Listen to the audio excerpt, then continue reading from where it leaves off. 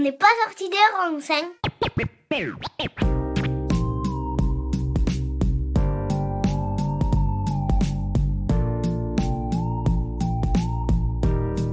C'est la galère.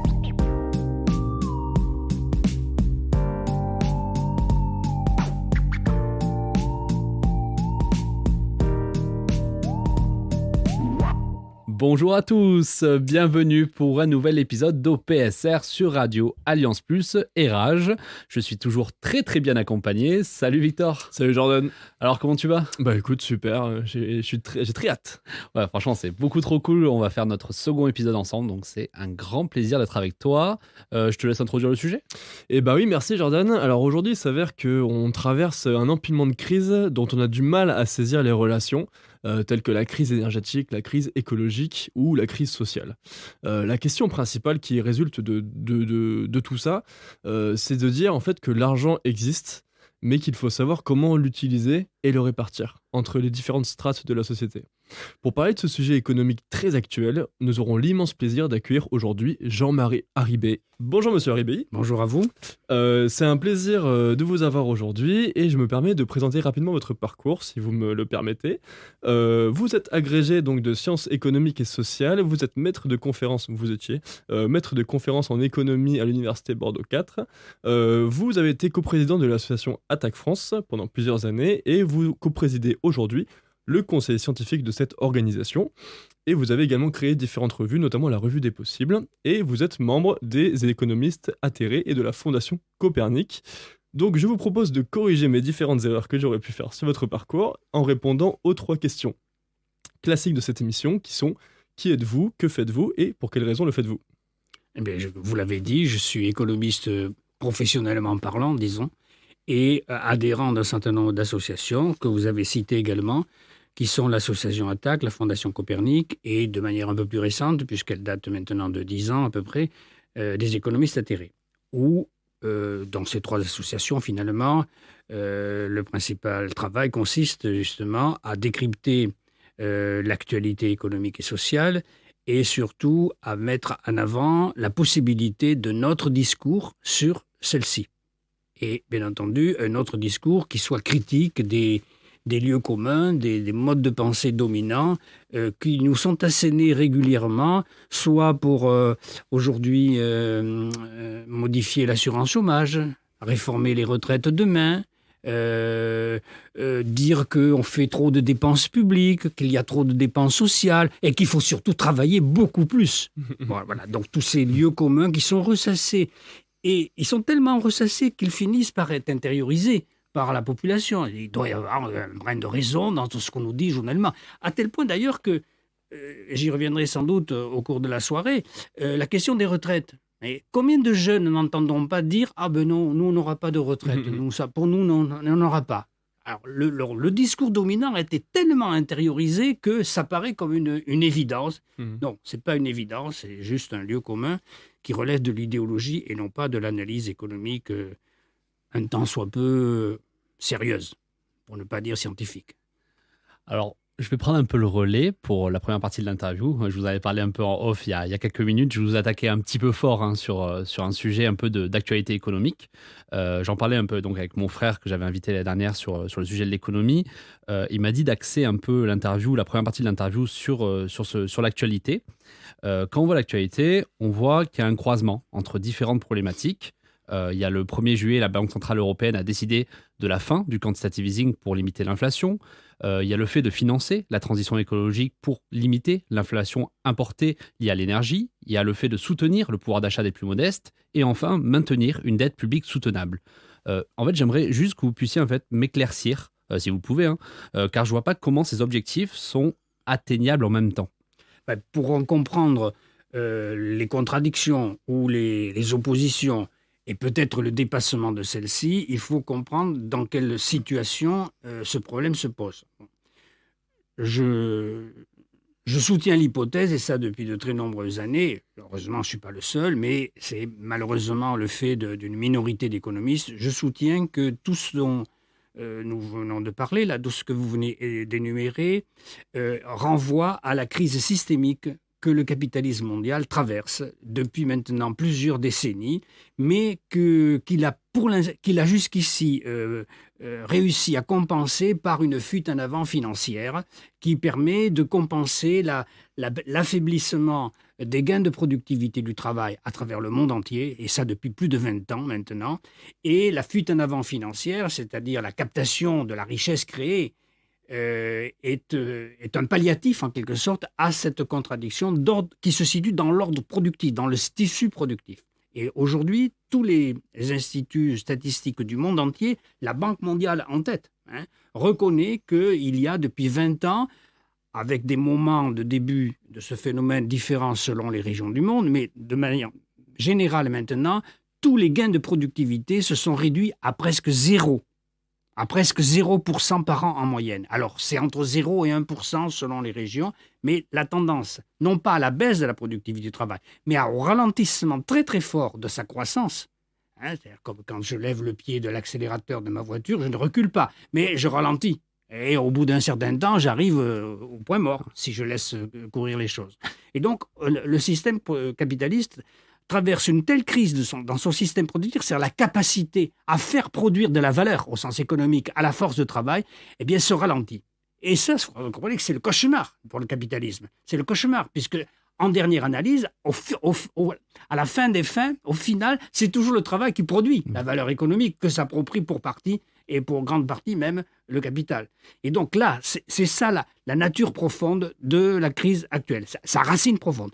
Et là-dessus se greffe quelque chose qui est totalement inédit, parce que le ralentissement de la rentabilité, c'est un truc qui revient périodiquement dans l'histoire du capitalisme. Mais là, on a affaire à quelque chose de tout à fait nouveau. C'est que cette crise du système productif se double d'une crise écologique, qui renforce la crise du système productif, parce que si la productivité du travail ralentit dans sa progression, c'est pas indifférent à ce qui se passe dans le domaine de l'accès aux ressources naturelles, de leur raréfaction, etc., de leur augmentation de prix, etc., etc.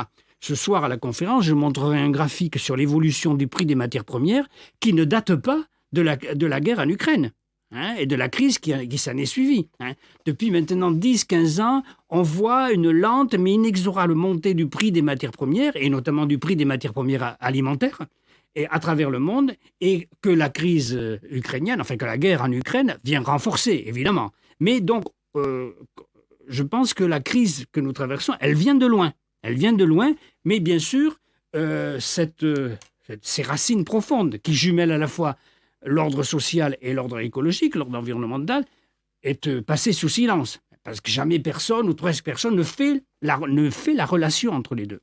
Et donc, c'est dans ce contexte-là qu'est intervenu le revirement des politiques monétaires des banques centrales dans le monde. Alors, quelles banques centrales? Essentiellement les 4 ou 5 plus grandes banques centrales, la Réserve fédérale américaine, la Banque centrale européenne, la Banque du Japon, la Banque d'Angleterre, un peu la Banque suisse. Et puis bon, on a fait le tour des grandes banques centrales du monde, c'est-à-dire des grandes monnaies, en quelque sorte. C'est le même périmètre. Pourquoi ont-elles reviré, ont renversé leur politique monétaire déjà? Alors, la première, ça a été la Banque du Japon, depuis déjà près de 20 ans. Et puis, ça a suivi depuis la crise financière de 2007-2008 par la Réserve fédérale et un peu tardivement, contrainte et forcée par la Banque centrale européenne. Donc, qui a consisté dans cette manière de conduire la politique monétaire que vous avez appelée, qu'on appelle quantitative easing, c'est-à-dire en français assouplissement monétaire, c'est-à-dire faciliter le refinancement des banques, ce qu'on appelle en notre vocabulaire économique le refinancement bancaire. C'est-à-dire que comme et c'est principalement le cas pour la Banque centrale européenne, qui n'avait pas le droit de prêter directement aux États, cette interdiction venant du traité de Maastricht et des traités ultérieurs de l'Union européenne. Donc, lorsque les États, je dis l'État parce que je pensais à l'État français, bien sûr, mais les États, de manière générale, n'avaient pas de ressources fiscales suffisantes pour compenser toutes les dépenses publiques à honorer, empruntaient le reste sur les marchés financiers, puisqu'elles n'avaient pas le droit de se tourner vers leur banque centrale, en l'occurrence la BCE, la Banque centrale européenne. Et donc, après la crise de 2007-2008, progressivement, toutes les banques centrales importantes du monde se sont mis à racheter auprès des banques les titres, soit privés, soit publics, que celles-ci détenaient, pour justement inonder les circuits financiers d'une quantité de monnaie supérieure, en espérant refaire repartir l'activité économique de manière plus dynamique, sous le label refaire partir l'inflation. Hein. Le niveau d'inflation optimal était, nous disait-on, de 2% par an. On n'y était pas. On était à 1%, même en dessous.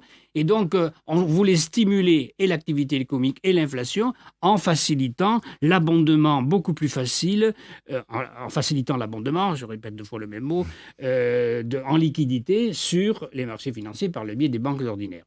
Et donc, ce quantitative easing, cet assouplissement monétaire, donc visant à racheter facilement et en grande quantité les titres possédés par les banques ordinaires, doublé d'un abaissement des taux d'intérêt, ont évité que, alors dans le cadre européen principalement, il y ait un écart trop important, insupportable, entre les taux d'intérêt dont devait s'acquitter chaque État séparément, puisqu'on emprunte, à part l'emprunt collectif qui a été décidé au moment du Covid, chaque État emprunte pas nationalement, individuellement auprès des marchés financiers. Et donc, entre les taux que devaient payer la France, l'Italie ou l'Allemagne, il y avait des écarts qui pouvaient, s'ils n'étaient pas contenus, qui pouvaient dégénérer en une crise monétaire européenne comme on en a connu auparavant. Bon. Donc pour éviter cela, pour abonder en liquidité les circuits financiers, donc les banques centrales européennes avaient adopté ce fameux quantitative easing, cet assouplissement monétaire. Donc il y avait je résume bien sûr, il y avait 2 facettes, 2 éléments. Donc le refinancement bancaire en rachetant les titres possédés par les banques et en abaissant les taux d'intérêt. Bon. Jusqu'à ce que, cette année, éclate la guerre en Ukraine, l'invasion par la Russie de l'Ukraine, et donc un blocage énergétique, et donc une brusque poussée inflationniste sur les matières énergétiques, bien sûr, mais aussi sur les denrées alimentaires, les céréales de base, etc., etc. Et en renchérissant les coûts de production, l'énergie est un des coûts de production, il y avait le risque que l'inflation se généralise. C'est-à-dire, d'ailleurs, on devrait plutôt parler que d'inflation aujourd'hui, d'une hausse des prix de certains secteurs et pas d'une inflation générale. Le terme d'inflation, de mon point de vue, est un peu surjoué. Mais bon, il y a une tendance à la hausse des prix, mesurée par l'indicateur des prix à la consommation, qui est en moyenne de 10% sur l'année au sein de l'Union européenne, un petit peu moins en France, parce que le gouvernement français a mis le paquet pour éviter une catastrophe sociale qu'il redoute au moment où il veut faire les réformes dont j'ai dit un mot déjà tout à l'heure. Donc, vous voyez, je termine. Oui, donc, vous voyez bien donc, la raison pour laquelle donc, il y a eu ce changement, ce double changement. Il y a 10 ans à peu près, après la crise de 2007, la crise financière de 2007-2008, qui a progressivement amené l'assouplissement monétaire dont je vais parler, et puis depuis 1 an à peu près, donc, ou 6 mois au moins, le nouveau revirement dans l'autre sens. Dans l'autre sens, qu'on aurait eu, je pense, ce second revirement, qu'on aurait eu même s'il n'y avait pas eu la guerre en Ukraine. Parce que déjà, on sentait venir que les dominants, ça commence à bien faire, tout cet argent que les banques centrales donnent comme ça, presque gratuitement, voire même avec des taux négatifs, ça commençait à suffire. Aux yeux des dominants, des cercles dirigeants, ça commençait à être déjà contesté. La fin de l'argent facile, un peu. Voilà. Donc, il est probable que même s'il n'y avait pas eu le déclenchement de la guerre en Ukraine, on aurait assisté à ce revirement. Peut-être de manière moins prononcée ou brutalement, parce que là, ils n'y sont pas allés de même morte. Relever les taux d'intérêt de quasiment 1%, puisque c'est en centaines de points de base que ça se mesure, bon, c'est pas mal quand même. Et donc, ce qui est annoncé, c'est de poursuivre à la hausse. La hausse du taux d'intérêt, je veux dire. Et donc, comment on va résoudre cette équation, sachant qu'on voit que le pouvoir d'achat, voilà, j'ai entendu des chiffres du style une baisse du pouvoir d'achat de 6-7% peut-être sur l'année prochaine, même sur cette année, de voir qu'on a une dette publique voilà, qui est assez importante. Comment on va faire face à donc, cette inflation continue, bon, qui ne concerne pas toutes les denrées, tous les produits, mais quand même comment on va résoudre à la fois les problématiques écologiques et les problématiques sociales par rapport à cet enjeu financier. La période qu'on traverse, a peut-être au moins un truc de bon, une chose de bonne. C'est que les dogmes monétaires selon lesquels on ne pouvait pas émettre de la monnaie aussi facilement que les banques centrales l'ont fait, ce dogme-là est chamboulé. Je me souviendrai toujours de cette date du 21 avril 2000, c'est-à-dire juste après le déclenchement de la pandémie. 2020, ouais. 2020, qu'est-ce que j'ai dit? 2020. Non. 2000, vous avez dit, Oui, et 2020. pardon, excusez-moi. Pas de souci. 2020, pendant notre premier confinement, le 21 avril, la Banque d'Angleterre, c'est-à-dire la Banque centrale d'Angleterre, la livre sterling n'a jamais été dans l'euro, dans le système de l'euro. Mais, donc, elle a été indépendante. La Banque centrale d'Angleterre annonce qu'elle va racheter directement aux États toutes les dépenses, tous les titres correspondant aux dépenses afférentes à la crise du Covid. C'est un pavé dans la mare. Hein.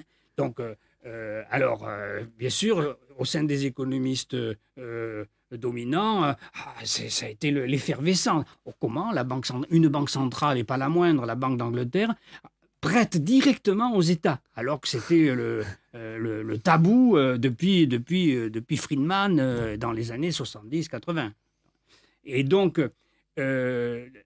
alors la BCE n'a pas encore fait cela, mais le fait que la Banque centrale européenne rachetait directement aux banques les titres que celles-ci venaient d'acheter aux États, bon, équivalait presque à un achat direct, à un financement direct.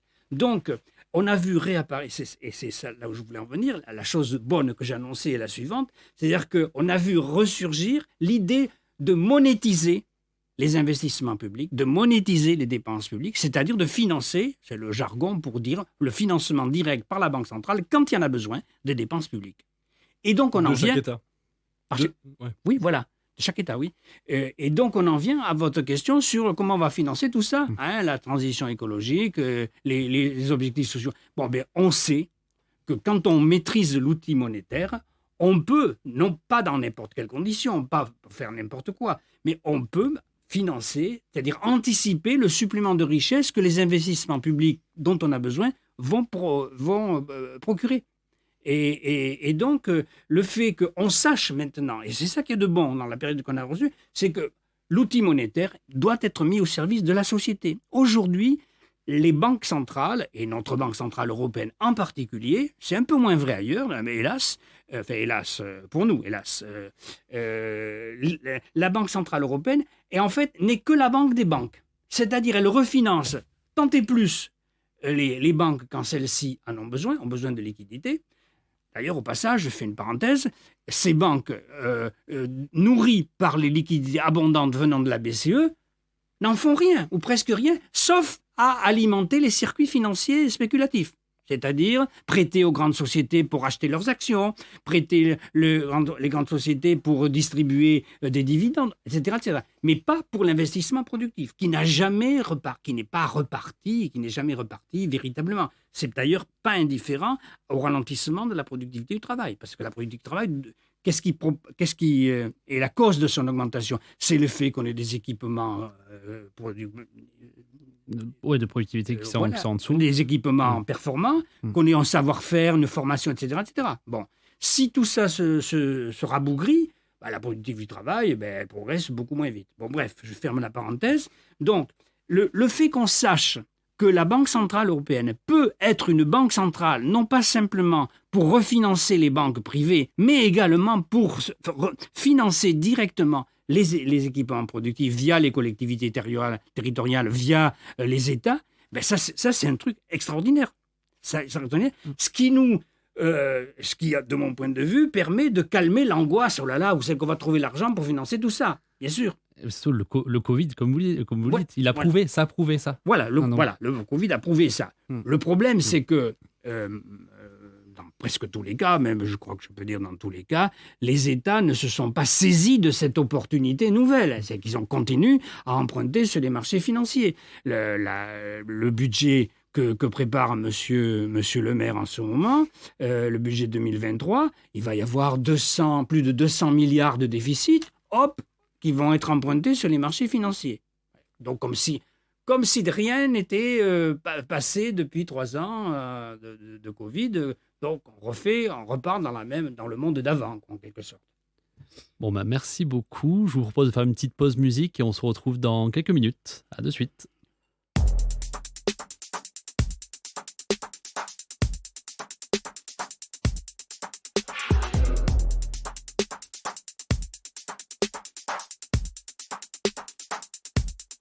Je suis instrument.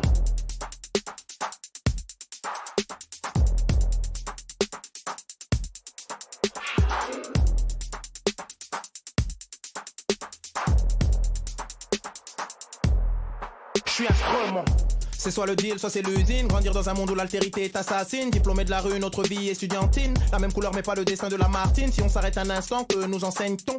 On s'en sort si on le veut vraiment. J'ai poussé ma réflexion, le soleil était absent. Je me suis fait pluie en attendant, mais tout prend l'eau. Trop de mecs que nous bassinent. C'est comme dans Matrix, le règne des machines. Du rap ne subsiste que le basique. La mort de Pavlos Fissas, c'était un hic. Mais rien n'est illogique. De la crise naissent tous les fascismes classiques. L'histoire ne se répète pas, mes rimes abîment toujours les mêmes drôles de mise en abîme.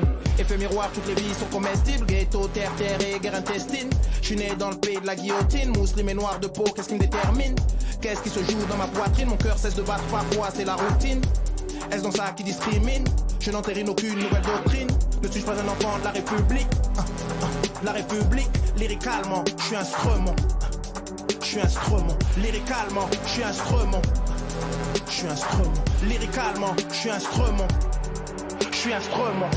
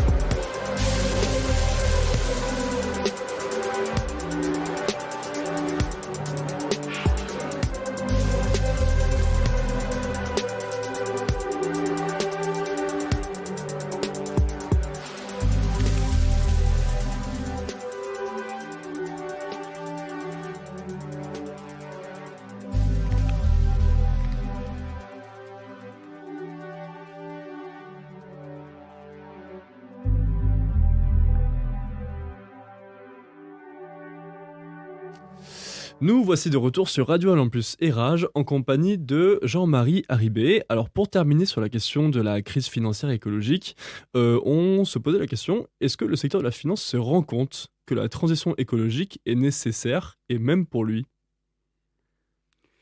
Ils sont pas fous, ceux qui nous gouvernent, à la fois économiquement et politiquement. Ils sont pas fous. Ils voient les choses. Donc, il y a tout un mouvement aujourd'hui, et qui est loin maintenant d'être négligeable, autour de ce qu'on appelle la finance verte. C'est-à-dire que les grandes institutions financières, donc les grandes banques, les fonds de pension, toutes les compagnies d'assurance, donc tout ce qu'on appelle les institutions financières, incluant les banques, se mettent à développer ce que l'on appelle alors des obligations catastrophes, en anglais des cat bonds, ou bien se mettent à développer des obligations de compensation de dégâts écologiques que certains investissements auraient créés. Donc il y a tout un secteur maintenant qui est en plein développement et qui a le dernier chiffre que j'avais en tête, c'était un marché obligataire vert, entre guillemets, qui dépassait les 100 milliards de dollars. Mais ce chiffre c'est quasiment maintenant obsolète et beaucoup plus élevé. Donc il y a tout un compartiment maintenant des institutions financières, alors qui n'occupent pas la majorité des placements, hein, c'est encore très très minoritaire, mais qui est en développement. Donc il y a tout un mouvement qui montre que les grands dirigeants économiques, financiers ont compris qu'il y a quelque chose qui se passait et que s'ils ne mettaient pas en route des parades, eh bien leurs propres intérêts seraient menacés. Par exemple, on sait aujourd'hui que prenons l'exemple du pétrole. Si on sait que dans 20 ans, 30 ans, le pétrole ne sera plus l'énergie fossile la plus importante utilisée, ou même que les ressources connues seront un peu plus raréfiées qu'elles ne le sont aujourd'hui, tous les investissements qui ont été réalisés dans ces énergies, et donc les actifs financiers, les représentants, les titres financiers représentant ces investissements, se dévalueront. Et donc, leurs propres intérêts, pour anticiper cette dévalorisation de leurs propres actifs financiers, il faut mettre en place des procédures et des mécanismes qui puissent faire la jonction, j'ose pas dire la transition. Donc, et alors, ça me permet, votre question, de revenir sur un point que je n'ai pas dit avant la pause, parce qu'il était temps de la faire, sans doute. Quand je disais que les États continuaient à emprunter sur les marchés financiers, au lieu d'utiliser cet outil monétaire mis à leur disposition, l'emprunt de 500 milliards que met à la disposition l'Union européenne pour les États, pour pallier justement la crise que nous avons connue avec le Covid, c'est pas 500 milliards qui a été récolté sous forme d'impôts ou créé par la Banque centrale. Non, c'est emprunté sur les marchés financiers. Donc, cet emprunt collectif, c'est un emprunt sur les marchés financiers également. Oui, mais qui a été, on va dire, un petit peu mieux négocié étant donné la place qu'il avait. Alors, effectivement, il peut être négocié à de meilleures conditions, mais c'est toujours un emprunt sur les marchés financiers. Donc, voilà. Alors, c'est la même mécanique qui gouverne le monde qui est donc pérennisée. Alors, c'était pas du tout le sujet sur lequel on voulait aller, mais c'est hyper intéressant d'y aller dès maintenant. On parle beaucoup de dette publique. Il y a vraiment deux écoles. Il y a ceux qui disent que c'est nécessaire de réduire la dette publique au maximum, et il y a ceux qui pensent tout simplement à effacer l'ardoise et à se dire, bah voilà, aujourd'hui, on considère qu'on n'a plus de dette publique en France. Alors, je parle de la France parce que c'est le sujet dont on parle aujourd'hui. Quel est votre avis à ce sujet-là ? Alors, c'est une discussion un peu compliquée. Qui nécessite, il me semble, de revenir sur un point qui est mal compris par le grand public et parfois même mal compris par la communauté des économistes. Comment est créée la monnaie ? La monnaie est créée sous la forme de crédit. De crédit aux entreprises lorsqu'elles veulent investir, qu'elles se tournent vers les banques, ou de crédit aux ménages lorsqu'elles veulent acheter leur maison ou la refaire, et de crédit aux États lorsque ceux-ci n'ont pas assez de recettes fiscales. C'est toujours le crédit qui est à l'origine de la monnaie. Donc il y a eu au moment de cette folie financière, il y a eu beaucoup sur Internet, dans les réseaux sociaux, etc., des philippiques contre l'argent-dette. En fait, c'est pas la dette qui est la contrepartie de l'emprunt qui est fait ou du crédit qui est accordé par le système bancaire, que ce soit d'ailleurs les banques ordinaires ou la Banque centrale, si elle le faisait, cette création de monnaie par le biais du crédit anticipe sur la production qui résultera de l'investissement effectué grâce à ce crédit. Bon. Après, donc, la légitimité de la création monétaire par le crédit n'est absolument pas à remettre en cause, de mon point de vue. Alors qu'on a vu tourner un tas et même il y avait même des petits montages, des petits films soi-disant pédagogiques qui attirent l'attention sur le danger de l'argent-dette. Bon, non, la création de monnaie par le biais du crédit, c'est une invention tout à fait intéressante, géniale même. Le point sur lequel il faut s'interroger, c'est la qualité de la production qui résultera et la qualité de l'investissement qui va être effectué. Si c'est un pur placement financier, alors ça valait pas la peine de créer de la monnaie à cette fin. Si c'est pour une production utile, répondant à des besoins sociaux importants, comme par exemple la transition écologique, allez, allons-y. Bon. Et donc, donc, la notion de création de monnaie, ex nihilo, dit-on parfois, mais quand les gens le disent, c'est toujours avec un sous-entendu péjoratif. Mais non, justement, c'est ça le secret même, le génie de l'outil monétaire, c'est qu'on anticipe une création future. Si cette anticipation est bien faite, elle se résout positivement, où est le problème ? Il n'y a que si elle se résout négativement, soit par une production nuisible, néfaste, soit par un placement spéculatif, que là, il faut s'interroger. Bon, mais pas sur le concept même de crédit, et donc de dette, puisque c'est l'un est l'envers de l'autre. Bon.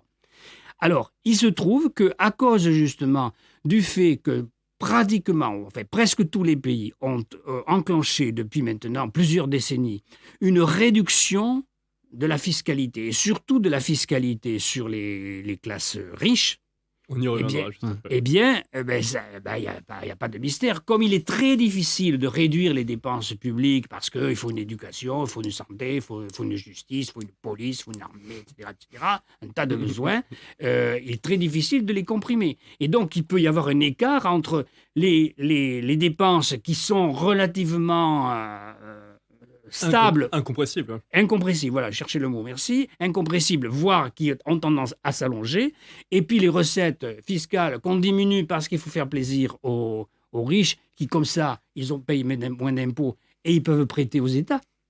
Vous voyez, c'est la double satisfaction. Ah oui, c'est incroyable. Donc, on paye moins d'impôts et on peut après prêter et recevoir les intérêts. Bon, donc, c'est tout à fait machiavélique.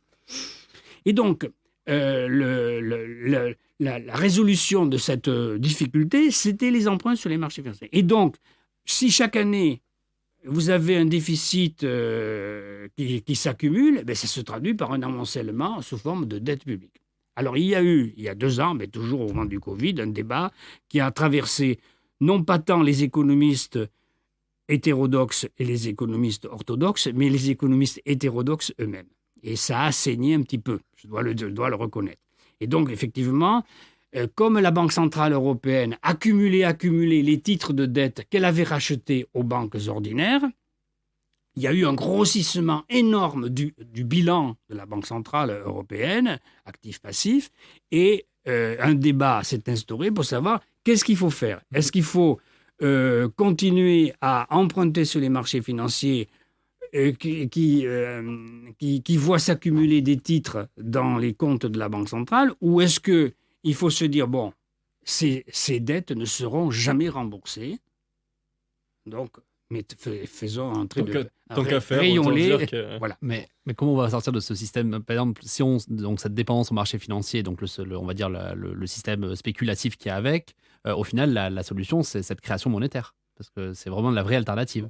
Alors, c'est pas la solution oui. miracle. Dans les 2 derniers livres là que j'ai publiés, l'un dont le titre est Le trou noir du capitalisme, et le second En finir avec le capital au virus, et puis dans celui que j'ai écrit collectivement avec 2 de mes amis, Pierre Calfa et Jacques Rigaudia, Quoi qu'il en coûte, sortir les dettes des griffes de la finance, on propose bien un ensemble de mesures que moi j'ai résumées dans le titre que je viens de vous indiquer, le trou noir du capitalisme, et que je l'ai repris dans l'autre, que j'ai résumé par l'idée de socialiser la monnaie. C'est-à-dire, il nous faut d'abord un pôle public important, un pôle public bancaire important. Aujourd'hui, comme grande banque publique, on n'a que la Caisse des dépôts et consignations, mais qui n'a pas une politique qui est très très différente du système bancaire en général, parce qu'elle a plein de filiales qui sont implantées dans les paradis fiscaux. Enfin bon, je vous passe le détail. Mais donc il nous faut un véritable service public bancaire. Bon, de façon à limiter le recours aux banques privées, puisque maintenant toutes les banques sont privées, à part la CDC, toutes les banques en France sont privées. Même la Banque Postale? C'est une bonne question. D'accord. C'est une bonne question. Je réfléchis 2 secondes. Non, elle n'est pas privée totalement. Elle doit être un capital partagé, mais je ne peux pas... Très bien, très bien. Le pourcentage m'échappe, je ne le connais pas. Et donc, il nous faut un vrai pôle public bancaire qui soit en mesure si besoin est de prêter aux collectivités publiques, État comme collectivités locales, territoriales, à des conditions qui ne soient pas léonines. Voilà, donc ça c'est le premier point. Ensuite, il faut absolument conditionner les crédits bancaires à des normes sociales et environnementales. Et par contre-coup, en amont même, il faut conditionner le refinancement des banques par la Banque centrale européenne à des clauses sociales et environnementales strictes. Bon, C'est-à-dire réglementer en fait ce secteur. réglementer ce secteur, mais selon les normes maintenant qui sont sujettes à caution, à savoir les normes sociales qui sont bafouées partout et les normes environnementales qui ne sont pas encore respectées. Et donc, la Banque centrale européenne, à la fin de la pandémie, enfin à la fin de la phase pandémie 2021, laissait entendre qu'elle commençait à réfléchir au sein de son directoire au conditionnement de ces rachats de titres privés et publics qu'elle faisait auprès des banques.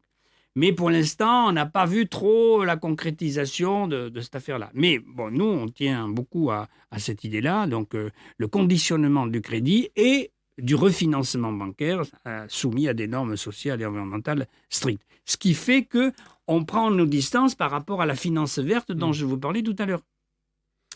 Très bien. Alors, moi, je voulais revenir un petit peu. Donc, vous avez vraiment bien expliqué le système de dépenses incompressibles des États, de par toutes les dépenses quotidiennes et courantes. Et vous avez aussi évoqué comment est-ce qu'on faisait la balance pour que la balance soit plus positive que négative. Aujourd'hui, on parle beaucoup des super profits, notamment liés à la crise énergétique. On parle de différentes choses. Quel est votre avis, vous, pour essayer d'équilibrer la balance, voire de la mettre en faveur de l'État ? Total Énergie vient de distribuer un peu plus de 2 milliards de dividendes à ses actionnaires et prévoit de racheter 7 milliards de ses propres actions. Donc voilà où passent les profits réalisés par les grandes sociétés pétrolières. Donc le ruissellement tel qu'on voilà, l'entend tous les voilà. jours. Donc l'idée de taxer ces super profits qui ne sont que des profits d'aubaine, en quelque sorte. Et c'est l'aubaine, cette crise énergétique est l'aubaine pour les sociétés pétrolières et d'énergie fossile de manière générale. Et donc, l'idée a germé dans le débat public de taxer super profits. Le gouvernement s'y oppose. M. Bruno Le Maire a farouchement opposé à cette surtaxation. L'Union européenne, timidement, Mme Ursula von der Leyen, a timidement parlé qu'il fallait quand même y réfléchir. Et alors, je ne sais pas ce que ça va donner encore, mais bon, peut-être l'idée n'est pas totalement enterrée. Mais ce qu'il y a d'extraordinaire, si je peux dire, entre guillemets, c'est qu'une réforme des retraites nous pend au nez pour combler un déficit que le Conseil d'orientation des retraites a chiffré pour la décennie à venir aux alentours entre 10 et 12 milliards par an. En 2027, ça fera une douzaine de milliards. Eh bien, les diminutions d'impôts dits de production, notamment la cotisation assise sur la valeur ajoutée des entreprises, va diminuer en 2 ans de 10 milliards. Voilà. Donc on nous promet une réforme des retraites pour justement éviter d'avoir à surtaxer les profits. Donc pour, en quelque sorte, compenser le manque à gagner pour les recettes fiscales des moindres impôts qu'ils vont prélever sur les profits des entreprises. Donc Et on nous dit que finalement que c'est aux salariés de payer justement ce déficit éventuel s'il se produit. Alors justement, on va parler des salariés parce que en préparant l'interview, on a écouté quelques-unes de vos anciennes interviews donc. Et en fait, selon vous, la crise actuelle que nous traversons est en particulier est vraiment en partie liée, j'ai mal lu, en partie liée aux conditions salariales des salariés. Est-ce que vous pouvez nous expliquer la raison ? Au tournant des années 70-80, il y a eu aussi une grave crise du système productif capitaliste, à l'époque plutôt cantonnée aux pays déjà développés, à savoir l'Amérique du Nord, l'Europe, le Japon essentiellement, qui a été compensée rapidement. En une décennie, c'était réglé pour les classes dominantes par 2 moyens essentiels. Un, la libéralisation des mouvements des capitaux, qui n'ont plus eu aucune entrave à leur déplacement, à la recherche de la rentabilité maximale, d'où l'essor prodigieux des multinationales dans les pays qu'on appelait à l'époque du tiers-monde et qui sont devenus des pays émergents, la Chine, mais aussi toute l'Asie du Sud-Est, un peu l'Amérique latine dans certains moments.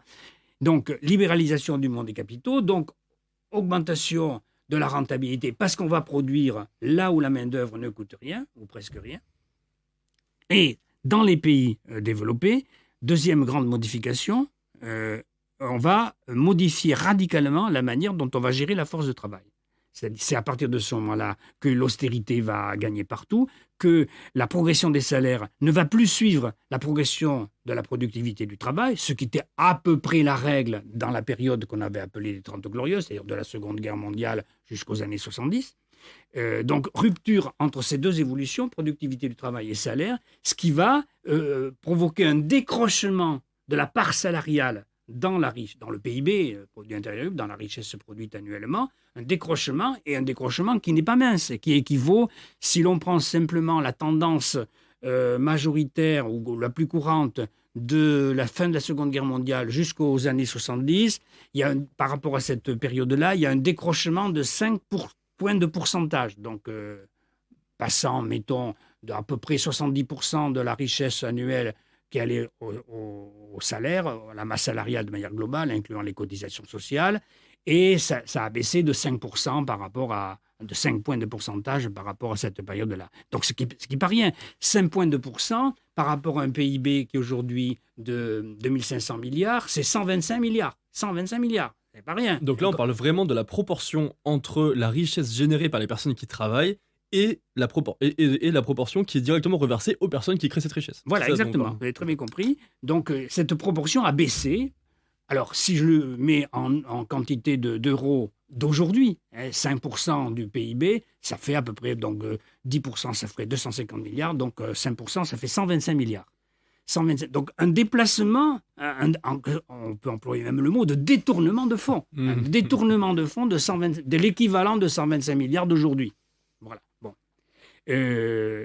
Ce qui veut dire que... Et c'est ça qui est très, j'allais dire amusant. Non, c'est désespérant.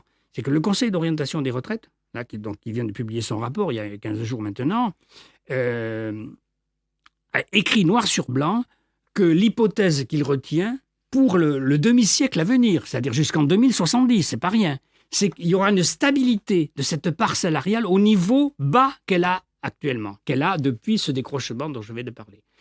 De la même manière, le Conseil d'orientation des retraites écrit noir sur blanc que jamais plus, dans le demi-siècle à venir, la durée du travail ne diminuera plus. Vous vous rendez compte ? Pour un demi-siècle, la prévision officielle, c'est que la part salariale restera au niveau bas qu'elle a atteint et la durée du travail ne pourra jamais plus diminuer. Autrement dit, la tendance séculaire de la diminution progressive du temps de travail, à la journée, à la semaine au XIXe siècle, puis à l'année, puis sur la vie active avec l'invention de la retraite, cette tendance séculaire, terminée. Elle n'aura plus lieu. Et donc, si cela est avéré dans l'avenir, c'est-à-dire si jamais plus la part salariale ne bouge, jamais plus la durée du travail ne diminue, au profit des salariés bien sûr, ça veut dire que les salariés en activité et les retraités, dont le nombre ira croissant, eh bien, devront se partager une enveloppe totale fixe relativement à la richesse totale. Et alors, bon, vous n'avez pas posé la question, mais je vais quand même, je dis un mot de plus sur, je montrerai d'ailleurs ce soir le graphique du corps qui établit cela. Pourquoi la réforme des retraites qui nous est promise, c'est la énième réforme depuis 30 ou 40 ans. On en est à 6 ou 7. C'est vrai que chaque gouvernement... chaque gouvernement veut sa réforme des retraites. Pourquoi ? Bien parce que, et ça va rejoindre une de vos questions tout à l'heure, parce que les dirigeants ont compris, que ce soit les dirigeants politiques ou économiques, ils ont compris qu'on n'aurait plus de croissance économique très forte. Parce que la productivité du travail patine. Voilà. On n'aura plus de croissance économique très forte parce que la productivité du travail patine et parce qu'il y a crise écologique. Donc la croissance économique forte, il faut en faire son deuil. Bon. Et donc, si vous avez une masse des retraités qui continue d'augmenter, le risque dans une situation où la croissance économique est très faible, c'est que la proportion pension sur PIB augmente. Et ça, c'est leur cauchemar.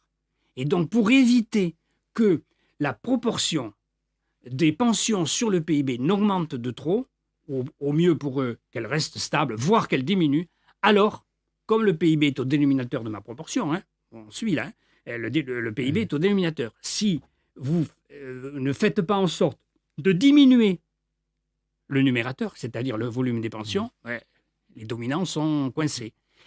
Comme la masse des pensions, globalement, est elle aussi difficilement compressible, il y a 350 milliards de pensions aujourd'hui en France par an, 350 milliards d'euros, bon, c'est difficile d'imaginer que ça va passer à 340, à 300, etc. Non.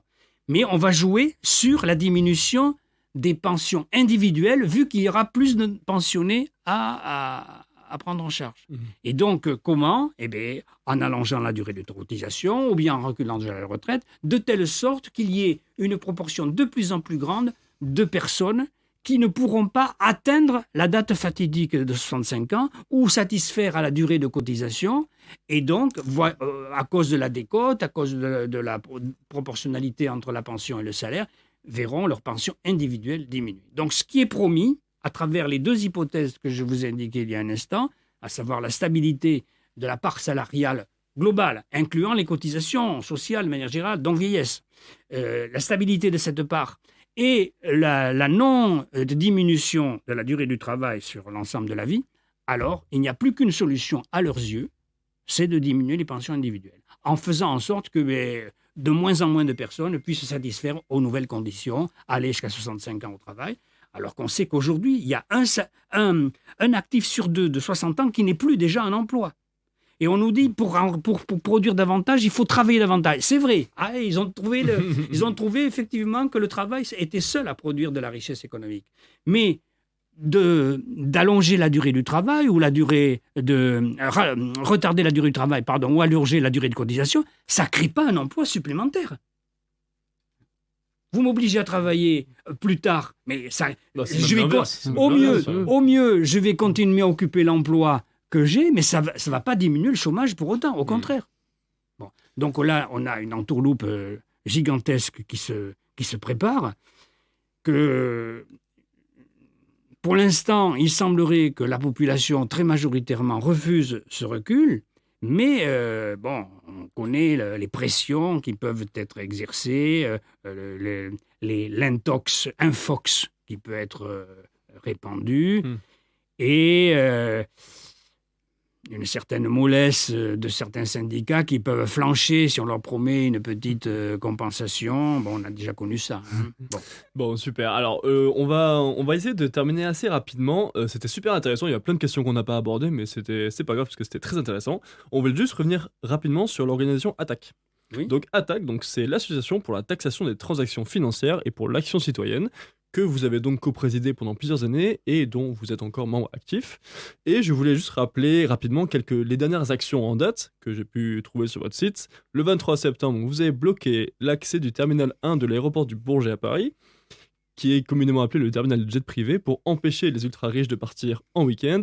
Le 24, c'est-à-dire le lendemain, vous avez bloqué le quai des milliardaires à Antibes, sur le port d'Antibes, pour empêcher, j'imagine, la même chose. Est-ce que vous pouvez m'en dire plus un peu sur cette organisation, sur son fonctionnement et sur votre rôle au sein de cette organisation ? Voyons d'abord le sens de ces actions. Le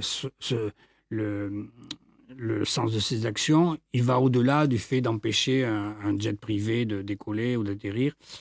Il est là pour montrer que la transformation des modes de production, des modes de consommation est d'une urgence absolue.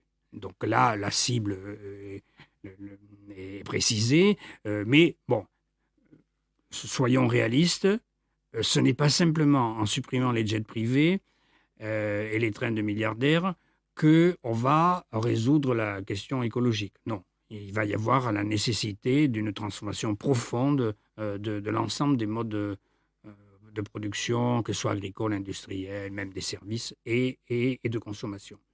Et ça va donc concerner la population entière. Toute la population est concernée par cette transformation-là. Mais si on veut que cette transition qui va occuper, de mon point de vue, c'est discuté, tous mes amis ne disent pas la même chose, mais moi je pense que ça va nous durer plusieurs décennies. hein, une transition de cet ordre-là, changer tous nos systèmes de transport, nos systèmes énergétiques, nos infrastructures routières, pour les passer en ferroviaire, refaire notre habitat. Enfin, ça va prendre plusieurs décennies. Bon. Ce qui veut dire que pour que cette transition puisse être effectuée, il faut qu'il y ait une aide, une compensation pour les personnes, les ménages les plus pauvres, qui ont le moins de revenus, pour les aider. Hein, si je dois isoler ma maison, si je dois changer mon système de chauffage, etc., il faut qu'il y ait, pour les personnes qui ne dépassent pas un certain seuil de revenus, il faut pouvoir les aider. Donc l'accompagnement l'accompagnement social de cette transition est absolument indispensable, et on l'a vu a contrario avec l'affaire de la taxe carbone au moment des Gilets jaunes. Et donc, pourquoi ce n'était pas la taxe carbone en tant que telle qui était visée, c'était le fait qu'il n'y avait aucun accompagnement de cette nouvelle fiscalité. Rien de prévu pour passer à des transports collectifs plus fréquents, plus accessibles, moins onéreux, etc. Donc, tout restait en l'état. C'était fatal que ça soulève un tollé. Bon, et ça ressoulèvera un tollé si les gouvernants font pareil. Hein. Donc, ce n'est pas possible. Une transition comme ça échouera. D'ailleurs, c'est même pas, je me trompe. Elle n'aura pas lieu. Il n'y aura même pas de transition. Parce qu'aujourd'hui, elle n'a pas commencé. Elle n'a pas commencé. Et elle n'est pas prête de commencer s'il n'y a pas simultanéité, parallélisme entre les transformations fiscales, monétaires, etc., et l'accompagnement social. Ça, je crois que Et donc, ça veut dire que l'objectif, c'est une prise de conscience de la population la plus aisée. Est-ce que c'est plutôt une prise de conscience globale? Est-ce que c'est... ou est-ce que c'est... Ouais. Les dominants... à votre question, je pense au couple Pinson-Charlot, dont malheureusement Michel Pinson vient de décéder. Bon, Les sociologues. Oui, les sociologues. Je ne pense pas que la classe dominante ait l'intention, ni même le sentiment qu'il faut qu'elle remette en cause ses privilèges. Je ne crois pas. Ça ne s'est jamais vu dans l'histoire, en tout cas. La noblesse d'Ancien Régime n'imaginait pas qu'elle pouvait abandonner ses privilèges.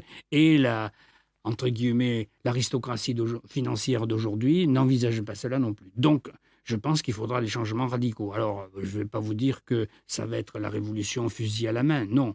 Mais je pense que des mobilisations sociales de grande ampleur seront nécessaires pour qu'il y ait un moment de bascule, c'est-à-dire qu'il y ait vraiment une marche qui soit accomplie, qui soit sautée. Hein. Si on attend que les choses se mettent en place assez spontanément comme ça, avec une petite mesure de temps en temps, je ne crois pas qu'on va basculer dans un mode de production, de consommation qui soit socialement et écologiquement soutenable. Parce que c'est ça l'idée, hein, c'est que rendre les modes de production soutenables à l'échelle mondiale. Ce qui veut dire qu'on ne peut même pas imaginer une transition chez nous sans penser qu'est-ce qui va se passer pour les pays qui en sont à un stade de développement économique où il y a des enfants qui meurent de faim chaque année, où ils ne sont pas alphabétisés, où ils n'ont pas de structure scolaire, etc., où il y a encore 500 000 femmes qui meurent en couche chaque année parce qu'il n'y a pas de système hospitalier développé à proximité, etc.